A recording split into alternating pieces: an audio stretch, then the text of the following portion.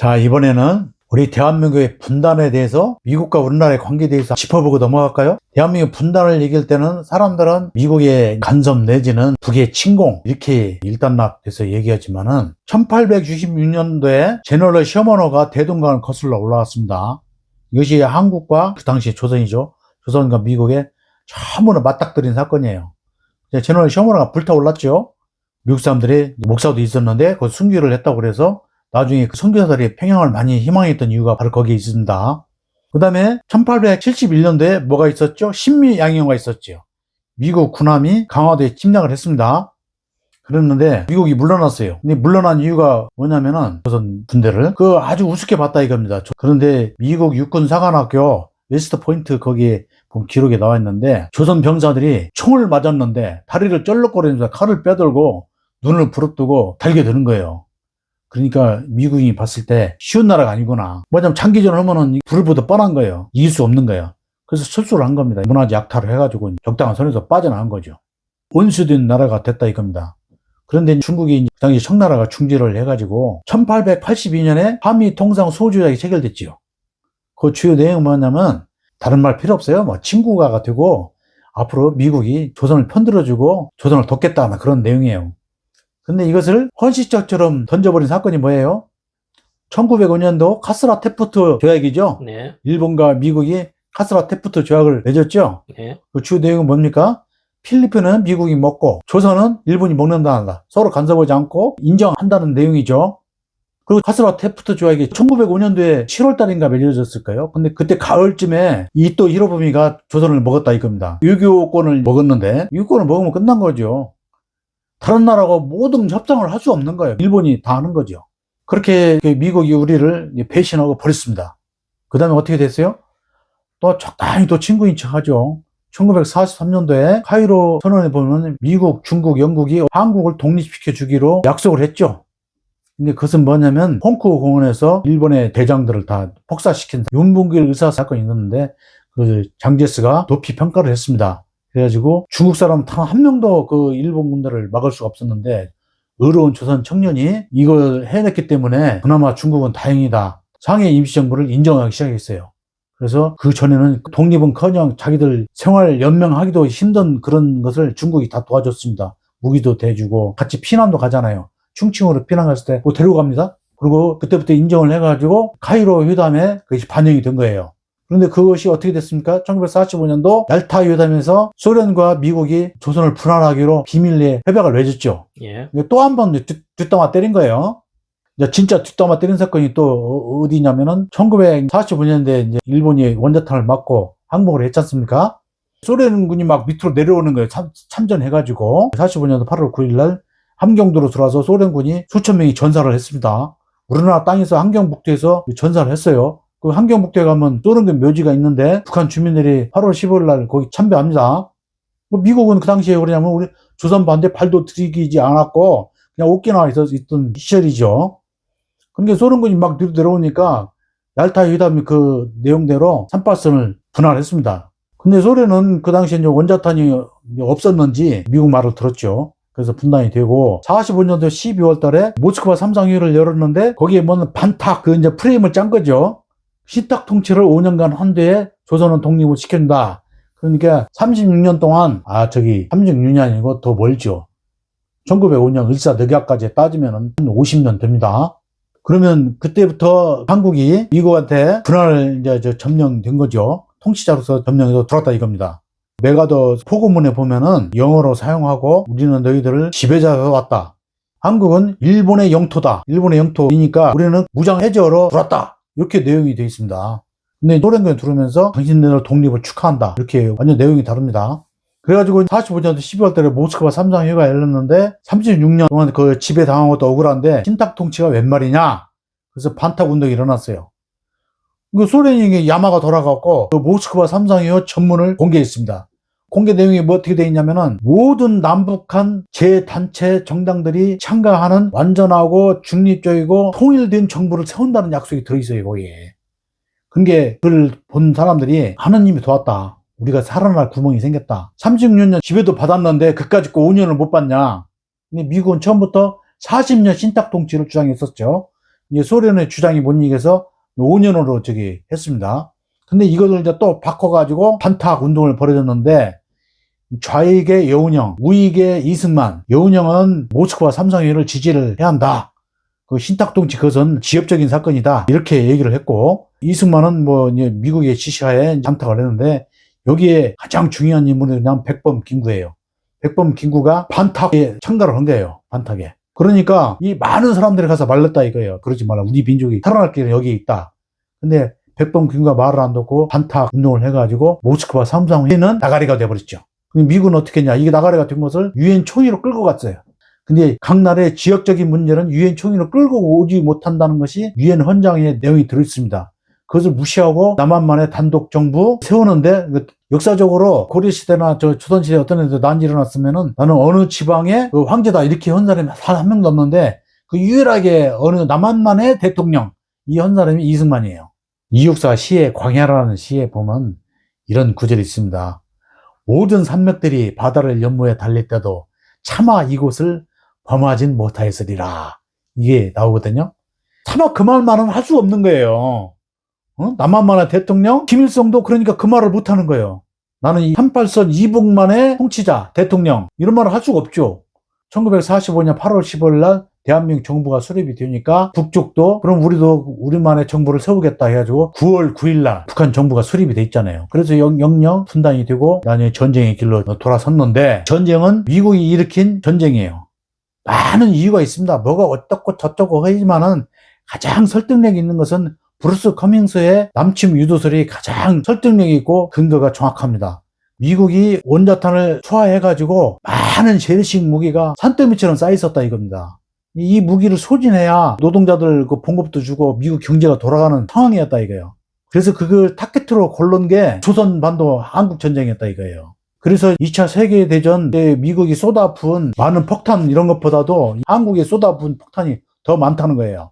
그 다음에 이제 공산주의 선볼 필요가 있었다. 트루만 독트린 이런 것은 지역적인 얘기고 그냥 논리를 만들기 위한 그 핑계에 불과한 것이고, 가장 직접적인 원인은 바로 미국의 경제적인 원인에 있었다라고 얘기합니다. 그럼 미국과 한국은 이거 봤을 때 원수예요, 친구예요? 교회 가면 원수를 사랑하라. 근데 원수를 사랑하라는 것이 예수님의 가르침이고 기독교의 근간 교리죠. 근데 그것을 원수가 아니고 사탄이다 이겁니다. 그래서 창세기에 보면은 사탄이 뱀으로 들어가갖고 하와를 유혹하잖아요.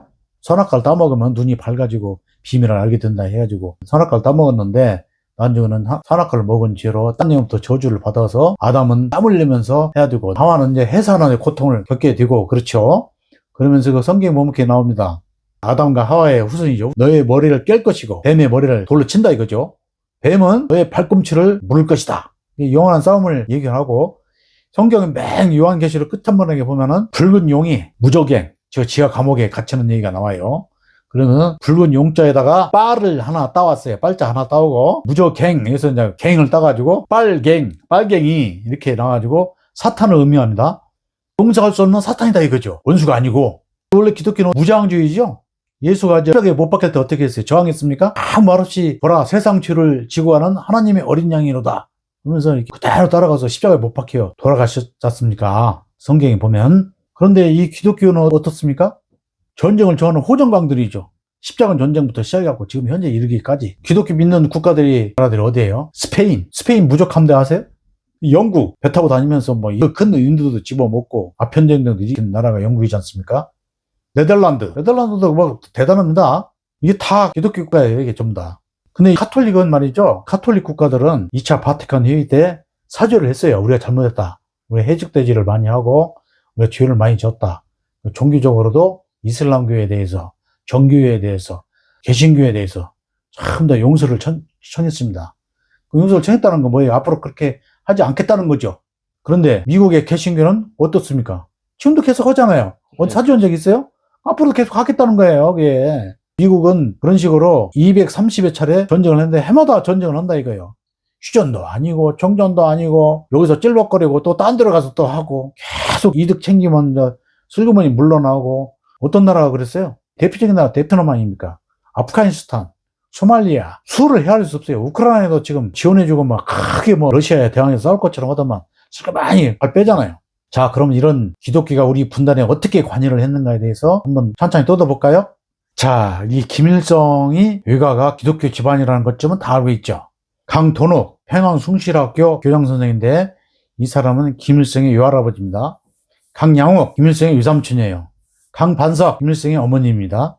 외가가 기독교 집안이에요. 세기와 더불어 김일성의 회고록에 보면은 어렸을 때 어머니 따라서 교회에 간 이야기가 나옵니다. 기독교 영향을 많이 받았어요, 김일성은 사실. 그런데 제너럴 셔먼호 사건 때문에 미국의 선교사들이 평양을 많이 지원했다고 그랬죠.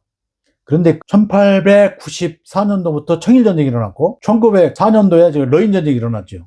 그 당시에 미국, 영국 이런 기독교가들이 일본한테 압력을 넣기를 너 기독교 신자 건들면 죽어. 기독교 신자는 절대 손대면 안 돼. 근데 소수가 있었어요. 소수가 있는데 그게 많지는 않았다고.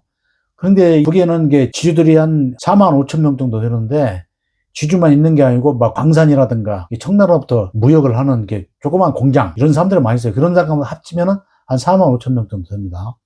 이런 사람들이 재산을 지키기 위해서 어떻게 해야 돼요? 교회를 가야 되는 교회가 있어요? 그렇게 많지 않다고 돼요. 그러니까 많지 않으니까 교회를 짓는 거야. 교회를 만드는 거예요. 황해도에 있는 그 어떤 그 목사는 한 해에 60개의 교회를 창립을 합니다. 그래가지고 황해도, 평안남도가 마지막 동양의 예루살렘 기독교가 크게 성장을 했어요. 재산 써들고 가니까 지주들이 그 교회를 만들었어요. 그 일본 군대가 이 기독교 신자에 대해서 아주 친절했습니다. 이거. 그 사람들은 전적으로 연합이 돼갖고 친구가 돼버린 거죠. 내가 무슨 근거로 그렇게 얘기를 하느냐? 김산의 아리랑, 이영희 교수님의 대화, 이화여대 이영랑 교수님, 숙명여대 김만희 교수님 민족과 종교 이 책에 다 쓰여있다 이겁니다. 한두 사람이 그런 얘기를 하는 거 아니에요. 일본 군대와 평양 서북지방의 기독교는 친구였다. 전적으로 친일파가 된 거예요. 그리고 이제 김일성은 작가의 세계관을 상당히 칭송을 합니다. 자, 예를 들어서 홍루몽이라는 책이 있어요. 저자가 누구냐면 조설근이라고 청나라 관리입니다. 근데 홍루몽에 보면은 참 아름답거든요. 임대옥이라는 사람이 사랑하는 여자가 있어요. 그런데 이제 그 사랑하는 사람이 있는 사람이 폐병이 걸려가지고 거의 죽어가고 있어요. 죽어가는 데서 그 아름다운 사랑을 간직할 수가 사실은 어렵죠. 근데 그 사랑하는 얘기가 나와요. 그래가지고 이제 그 집안에서 집안 친척하고 남군을 속여가지고 가짜로 결혼을 시킵니다. 그 애인은 죽어가면서 자기 남군을 찾으면서 결혼식 날 죽습니다. 그 내용을 알고 이제 남군은 크게 슬퍼하고 하는 장면이 나오는데 너무너무 아름답고 순수하지요. 영원히 깃든 그런 이야기입니다. 그러니까 국어 선생님, 상원 선생님 찾아가서 어떻게 이 썩어빠진 청나라 관리가 이런 아름다운 이야기를 쓸 수 있습니까? 상원 선생님이 뭐라 하냐면 그게 작가의 세계관이다. 그 사람이 신분이 어떻든 간에 그 세계관을 가질 수 있다. 그래서 김일성은 크게 그걸 깨달았어요. 그 당시에 이제 중학생일 때예요. 중학생일 때. 그래가지고 그 지주들하고 많이 친합니다. 세계와 더불어 보면은 어떤 사람은 설득하기도 하고 뽕 빼먹기도 하고 지주들한테 많은 도움을 받아요. 지주라도 약자를 도와주려는 그 세계관이 있을 수 있다 이렇게 생각을 한 거예요. 자기가 어머니가 준 돈 30원으로 헐벗고 굶주린 어린이들 옷을 갖다가 구입을 했는데 한계가 있으니까 일본군 마차 수송대를 갖다가 들이쳐가지고 옷감을 탈취합니다. 근데 거기서 많이 죽죠. 탈취하는 과정에서. 그래서 그 북한 그 어린 수학교 어린이들이 교복을 입고 여기다 빨간 넥타이를 차잖아요. 그 보셨어요? 사진을 보면 가끔 나오지. 하고 이렇게 경례하지 않습니까? 그게 뭐냐면 그 넥타이 빨간 넥타이가 뭐냐면 죽은 오빠들의 피를 상징하는 거예요. 자기들의 옷감을 마련하기 위해서 우리 오빠들이 일본군 마차 수송대를 덮치면서 그 희생된 것을 상징하는 거예요. 그 한계가 있으니까 지주 아들인 그 자기 소학교 때 친구 장우라라고 있어요. 장우라한테 가갖고 도움을 청합니다. 그 장우라도 나중에 일본 경찰에 쫓겨가지고 자살합니다. 필름 연상형을 먹고 자살하죠. 그렇게 말하면 훌륭한 그 지주들이 많습니다. 근데 이것은 대체적으로 소수인 거죠. 그래서 논리학에서는 뭐라고 했습니까? 일반화의 오류라고 하죠. 그걸 보고. 마치 소수가 전체가 다 그런 것처럼 이렇게 하는 것은 논리의 오류다. 그런 얘기를 하지 않습니까? 그런데 김일성은 그 회고록에 보면 천불교라는 사입이 비슷한 그 천불교라는 데가 있어. 그러니까 그 원래 공산당 그 종교가는 뭐죠? 종교는 인민의 아편이다라고 그러죠? 무조건 때려 잡는 거야. 이게 종교라는 것은 백해무익한 것들이야 그냥. 근데 김일성은 그렇지 않습니다. 일본 군대를 물리쳐달라고 애원하는 저 종교인들을 적으로 몰다니 저 사람들은 어떻게든지 우리하고 한편이 되도록 역량을 모을 생각은 않고 부하들 아주 혼내는 장면이 나옵니다. 그 대종교 지도자와 만났을 때도 먼저 예를 끝내시죠. 종교 예식을 끝날 때까지 기다립니다. 이게 인정을 해요. 그러면 마르크스 그 종교관하고 김일성의 이 종교관하고 많이 다르죠. 엄청 다릅니다. 그 영향은 아마 육아의 영향이 있었을 거예요, 아마. 거기다가 또 작가의 세계관이라고 다를 수 있다 해서 그 사물 선생의 그 가르침, 이런 것들이 작용했을 거로 저는 보고 있습니다. 우리 보면 최만식의 저기 태평천하는 단편 소설에도 그게 나오죠. 단편 소설 내용에 보면 그게 나옵니다. 지주 그가 이제 아들이 독립운동을 하니까 몽둥이로 막 두들겨 팹니다. 야, 이놈아, 일본 경찰이 이렇게 지켜주고 우리를 잘 살게 해주는데 무슨 저기 독립운동이야? 하면서 막 두들겨 팹니다. 그러면서 이야기가 끝나는데 이 사람도 지주 아들이에요. 지주 아들은 독립운동을 해요. 그럼 최만식 작가는 프롤레타리아 노동자 농민이냐? 절대 그렇지 않습니다. 그 사람도 부잣집 아들이에요. 일본에 유학까지 갔다 오고. 근데 탕료라는 소설과 거기 보면 태평천이라는 그 소설에서 리얼하게 이 착취, 일본과 지주들의 착취, 초봉이라는 그 여성을 성을 착취하는 과정을 적나라하게 그려냈죠. 그래서 이걸 사실주의 작가라고 합니다. 리얼리즘 작가라고 하는데 이건 뭐죠? 최만식의 세계관이죠. 최만식이 부잣집 아들이라고 해서 저 지주편에 섰습니까? 그 작품 내용을 보면 절대 그렇지 않습니다. 지금 군산에 최만식 그 기념관이 어디에 있죠? 경강하고도 못 가서 거기 있죠. 네. 그 군산 가면 한번 들러보세요.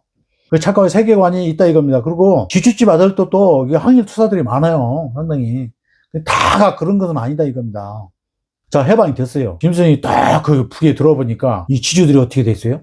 공산당이 무섭다는 소리는 들었죠.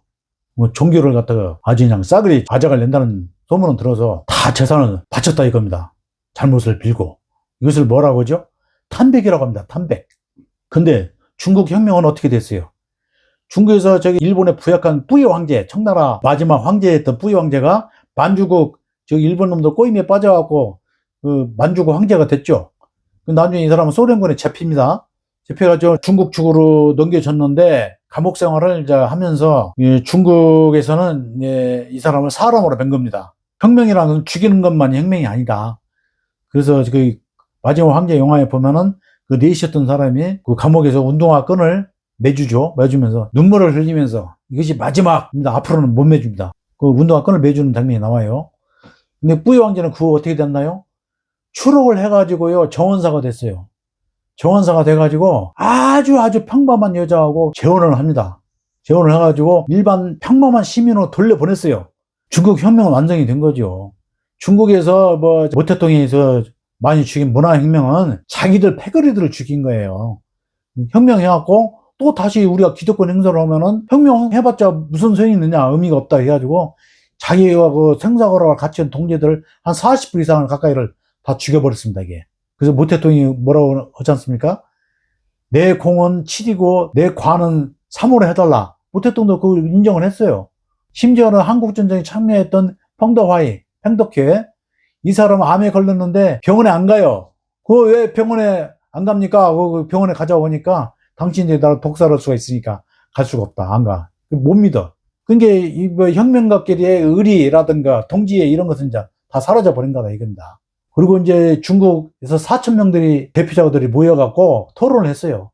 그래서 모태통의 공은 6이고 관은 4다. 이렇게 7대3이 아니고 6대4로 결론을 냈습니다. 여기에 대해서는 우리가 시비할 필요가 없습니다. 중국 사람들이 결정한 겁니다. 그렇게.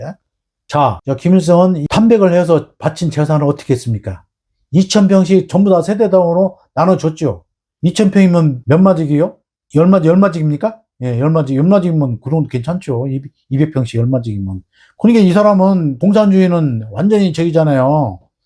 무상 몰수, 무상 분배했지만은 분배를 어떻게 했냐면 개별 세대별로 이렇게 분배를 해줬다 이겁니다. 지금처럼 공동 협동농장이 아니었어요. 내가 그 과정을 물어봤더니 아니 처음에는 이렇게 재산을 다 나눠줬는데 왜 저기 협동농장을 했느냐, 원래 저기 했던 거하고 다르지 않느냐 했더니 전쟁이 나가지고 소가 다 죽어서 도저히 농사를 지을 수 없어서 자연적으로 협동농장이 생겼습니다. 그렇게 얘기를 하더라고. 근데 이 자제들이 어떻게 했냐면 땅을 뺏겼다고 생각하고 남쪽으로 대거 남하를 했어요. 이 사람들이 다 누구냐? 기독교 신자이자 지주이자 친일파이자 이게 다 공통 분류단이다 이게. 삼위일체다 이게. 삼위일체. 기독교 신자, 매국노, 친일파, 그 다음에 공산당에서 말하는 그 계급 투쟁, 부르주아 계급을 두들겨 잡는 것은 꺼낼 필요조차 없어요.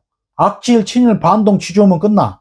뭐 계급 투쟁을 들댈 필요도 없이 혁명을 선고했는데 이 사람들을 잡아 죽이든지 공산당 원래 마르크스식으로 잡아 죽이든지 중국식으로 교환하든지 어떻게 어물쩡한 태도를 취해가지고 이 자제들이 전부 남쪽으로 남하를 했는데 이게 바로 그 유명한 서북청년단이다 이겁니다.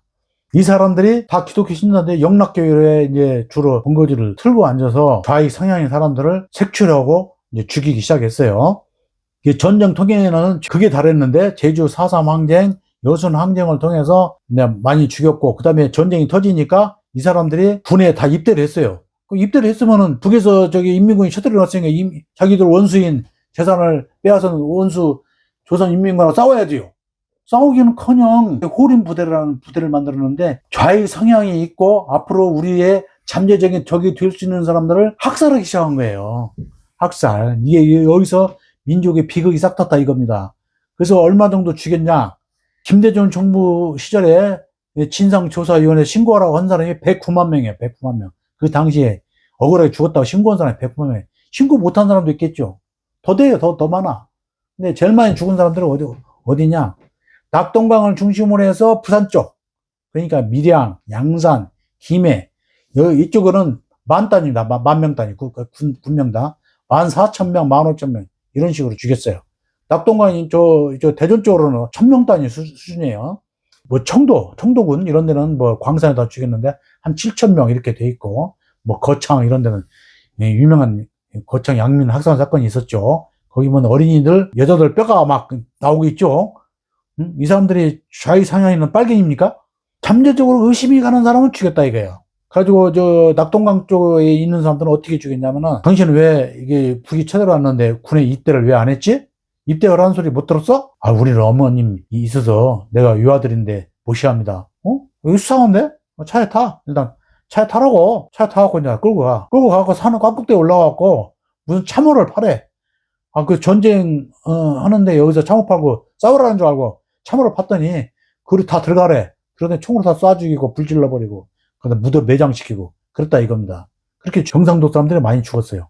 그 다음에 박정희가 정권을 잡은 대로 경상도 빨갱이는 용서할 수 없다. 전라도 빨갱이는 용서할 수 있어도 경상도 빨갱이는 용서할 수 없다. 정권 기반을 튼튼히 하기 위해서 그 대표적인 사례가 인혁당 사건입니다. 거기 죽은 사람들 다 경상도 사람들이에요. 내일 재판을 하는데 구치소에다가 그 사형장을 짓고 있는 거예요. 원래 구치소는 미결소라 해가지고 사형장이 없습니다. 원래 그 교도소에 그 가야 거기서 이제 사형 집행을 하는 건데, 아, 내일 재판하는데 오늘 사형장을 짓고 있어. 이제 3억 살인이 누가 보더라도. 그런 식으로 정권을 기반을 튼튼히 하겠다 이겁니다. 근데 그리고 또 그런 게 경상도 빨갱이는 책을 쓰고 전라도 빨갱이는 그 책을 읽고 행동이 옮긴다고 그런 통설이 있습니다. 자, 동학혁명의 창시자가 누구예요? 최재우죠? 어디 사람입니까? 경주 사람이죠? 그 다음에 동학혁명에 이끈 장군들이 누구예요? 전봉준 장군, 전남의 김계남. 뭐 그러지 않습니까? 그게 보면 그거 틀린 얘기가 아니구나 그런 생각이 들고, 뭐 이현상의 평전, 정률성 평전 그 쓴 사람들 있잖아요. 그 전부 다 경상도 사람이에요. 근데 황성환, 제국의 몰락과 후국의 미래, 40년 동안 미국의 비밀 문서가 해지되기를 기다렸다가 그 청구해가지고 그 적나라하게 미국을 고발한 그 유명한 책을 쓴 사람, 마산 사람이에요. 마산 사람. 박정희 장군 저를 꼭 죽이셔야 합니까? 그래서 그건 황태성, 그 사람도 저기고, 그 다음에 박정희의 형 박상해, 일명 대구 폭동 사건의 구축모자, 그 사람도 저기 경상도 사람들이 많습니다. 예. 지금도 보면은 뭐 그렇게 하질 않지만 대통령이 다 어디 사람이에요? 노무현, 노태우, 이명박, 박근혜, 이재명 다 경상도 사람이에요. 그러면서 전라도 와갖고 문재인 같은 경우는 표 내놓으라고. 저를 버리실 겁니까? 전라 사람이 언제 당신 버렸어? 저를 버리실 겁니까? 하고 참 제주는 곰이 부르고 돈은 사람이 번다는 그런 말처럼 표는 전라도 사람들이 다 몰표를 찍어주고 대통령이 자기들이 다 된다 이겁니다.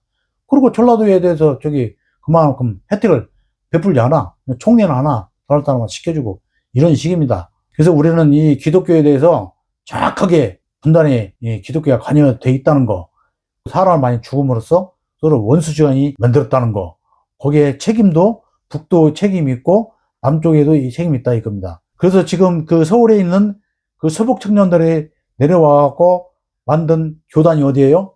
대한예수교 장로입니다. 그래요. 서울에 있던 장로교는 한국 기독교 장로회가 된 거예요. 근데 예장이 이제 두 개로 크게 빠개졌죠. 통합측하고 합동측하고 빠개졌는데 북에서 내려온 사람들이 만든 주요 교단이 그렇습니다. 우리나라의 그 기독교의 주류입니다.